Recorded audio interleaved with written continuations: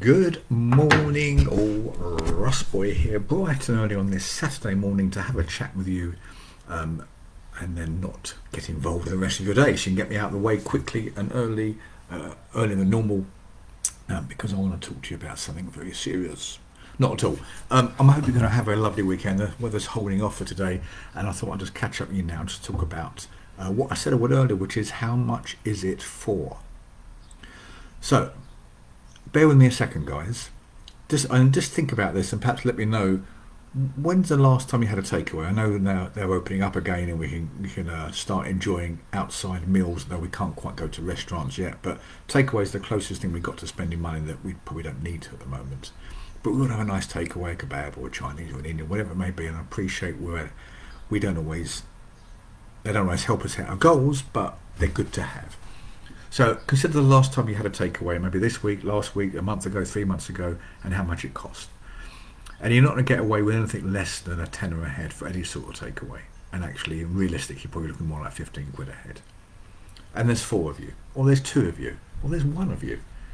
That's 15 quid. And on average, you're going to have a takeaway once a week, 60 quid. And perhaps a coffee a day. You know, perhaps going back into the previous life, pre-lockdown, but a coffee a day, a Costa is 3 quid, 2.50. Starts adding up, doesn't it? And I'm sure you can see now during lockdown how you've probably been saving some money, and that's good.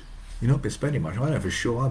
Rather than the Costas I was used to having, I've got a machine at home now that makes them just as good, and it costs 40p a time rather than £2.50 a time. So I've saved a small fortune.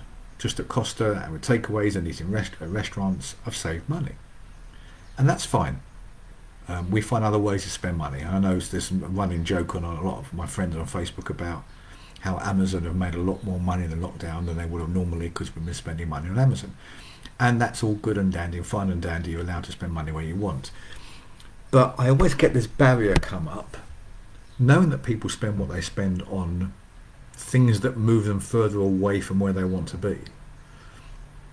When I ask for someone for £100 a month for me to work with them, £200 a month, £300 a month, whatever it is, whatever their figure is, because everyone has a different price point when they work with me, because everyone's program is generally bespoke to them to a level. I have different levels of bespokeness. You know, my top level, my one-on-one, in-your-face, 24/7 service is much more expensive than my I'll speak to you once a week service, but everything runs through the app. So it's different levels of service. And whichever level you're at, I'm no more expensive, generally, than a coffee a day or a takeaway once or twice a week. Yet, and you'll find that I actually move you towards your goals. I actually help you. So when someone said to me this week, sorry, it's too much for me,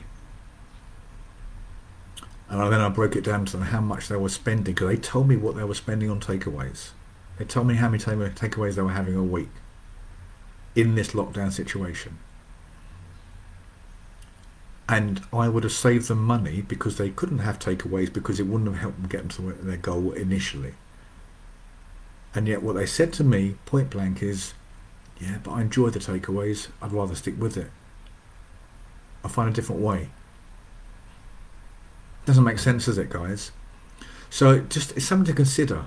You know, when during lockdown, we've had a lot of people buying equipment. All of a sudden, kettlebell sales have gone through the roof, and they're not cheap. Yeah, a decent quality kettlebell, the one that's going to last you ever, like a competition bell, like my competition kettlebells that I've had for years now, you don't replace them, they last forever. A good competition bell, around about 20 kilograms, 16 kilogram, you're looking close to 80 to 100 pounds. It'll last you forever. And people think, oh, I don't know, it's a bit much. It's a bit much to make me fit and healthy. Is it really? If you spent £100 on one piece of equipment which lasts you literally forever. My first kettlebell was bought 8 years ago, and it's still as usable as it is today. And it was only a small one because I was lifting light weights, and I think it cost me 40 quid.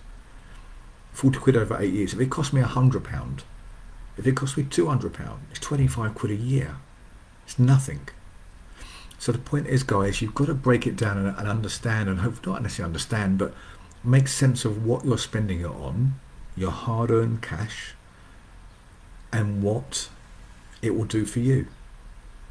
Will it help you move you towards your goals? Will a good solid kettlebell help you towards your goals? Yes. Will a takeaway? No. And what would you rather have? A fit body or a fat body? That's what it comes down to. So I know it's not always that easy. I know we have other challenges for our money, and money isn't free-flowing. But that's why you've got to make a good use of it. That's why you're going to make every pound count. Every pound of money, that is. If you knew you could spend £1 and that will help you lose the pounds, wouldn't it be worthwhile? Something to ponder on this weekend, guys, before you go out and spend money on takeaways tonight and that sort of thing. Perhaps you should be giving me your money, please, and let me help you. Let me help invest in your health. It's all worth it. Trust me. Trust me. Guys, have an amazing weekend, whatever you do. I will catch you tomorrow anyway on Father's Day to celebrate with all the fathers out there. But for now, enjoy your Saturday, and 𝗬𝘂𝗰𝗵 is out.